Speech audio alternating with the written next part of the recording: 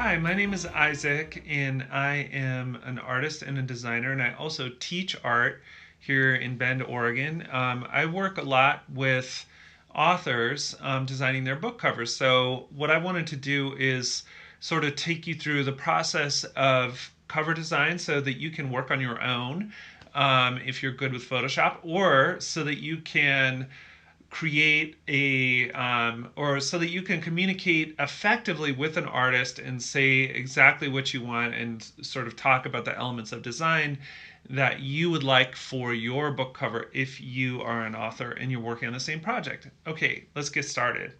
Okay, so we were working on Patricia Harmon's latest novel, and she made the move from being represented by a major publisher to being self published. So she needed to hire us to design a cover, and she wanted it to match with her series. Now, the reason she did this is, there's a lot of reasons. There's you make more money per book, you have greater artistic freedom, you have more control over your own work. So it was great. Now here is the cover of one of her books that came out with the major publisher, and this is incredible. I mean, I really like the idea of using a silhouette, right, to show the main character, because it lets the reader kind of have their own ideas about what the main character looks like. I really like having the quote on the cover. But what I like most of all, especially in the world of hybrid publishing and having your book on Amazon and Kindle, is just how big this title is, right? The title is really big, and so it means that if you work, if this is how you might see it on Amazon, it's still readable within the graphics. See, both the title and author name are still readable. Now that is essential, because imagine if you're kind of visually browsing and you're going through a bunch of books that are related, and then the books are this size and you can't read the title. So the first thing that you should know in cover design, especially in self-publishing, is that you're going to be on this electronic marketplace, and everything is just going to be a little thumbnail. So when you reduce to this thumbnail size, the title needs to be large, right? And you also can look at the graphics, like this is still working. You can still see someone standing on a bridge and looking down at the water. So that is some great cover design.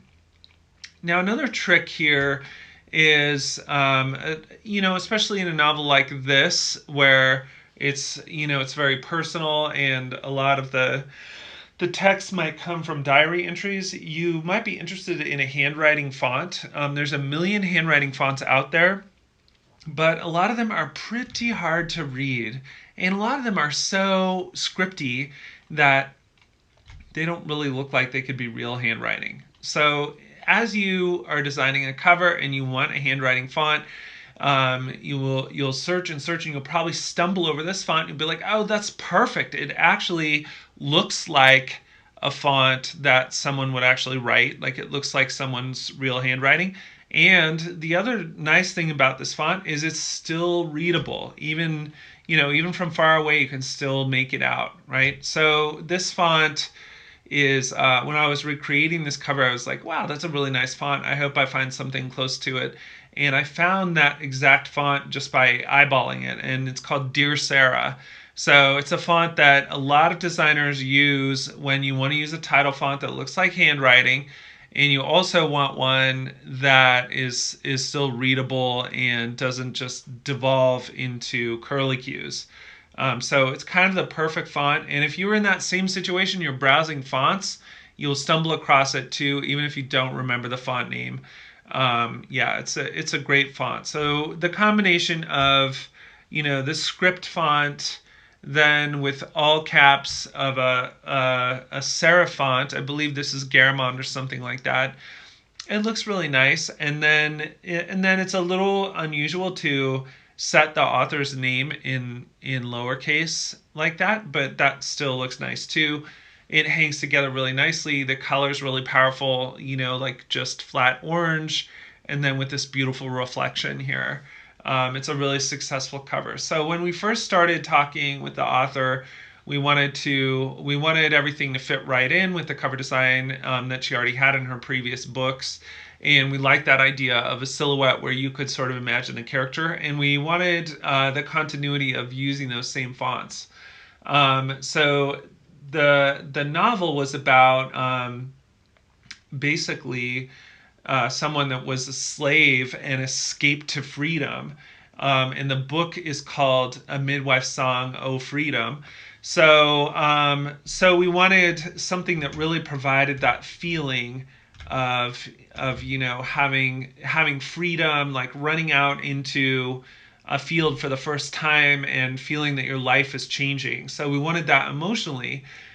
So the author found this stock photo, which it's just beautiful. It's something that you can get from iStock and purchase the rights to, and then we wanted to work with it and sort of edit out some of the details so that it looks like it could suit the story. So some of my goals were, obviously her hair isn't right. Her like you can see that she's wearing a t-shirt, but we wanted to continue with that same kind of that same feeling of being in open space and seeing this flock of birds and having this emotional experience as well. So here is the final piece. And I don't know if this is exactly, I mean, there were many changes. So this is one of the intermediary changes. So I'll just take you through some of the things that were really important. So the first thing that's important is, using the same fonts that were in the previous cover.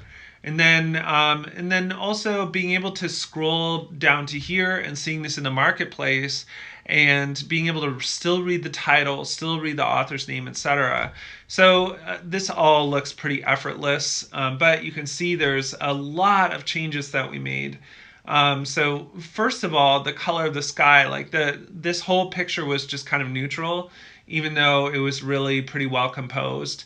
So there's a lot of work painting here, making the color a little more dramatic, like bringing these blues, bringing these reds, and let's also see if we can find some of those layers. So if I turn off the layer, so you can see basically the photo didn't go that high, so I had to extend the sky by hand painting those clouds. And then I also wanted whatever color was back there to be much darker so that the white text of the title would stand out more. So you can see that kind of work. Now, there's white text for the author's name too. So I wanted to add so there was a lot of painted work in here. It's not really readable like this. So I added in shadows that made sure that they served as a foundation for the author's name as well, right? So really, when you look at this, my two most important areas are the title, which in my little design reckoning should always take up about a third of the image, because that's kind of optimal for scrolling back and being in the thumbnail view and being like, oh yeah, I really can read it from that distance. And then the author's name, I don't always say has to use up a third of the image, but maybe a quarter of the image, right? And it should be as highly readable as possible.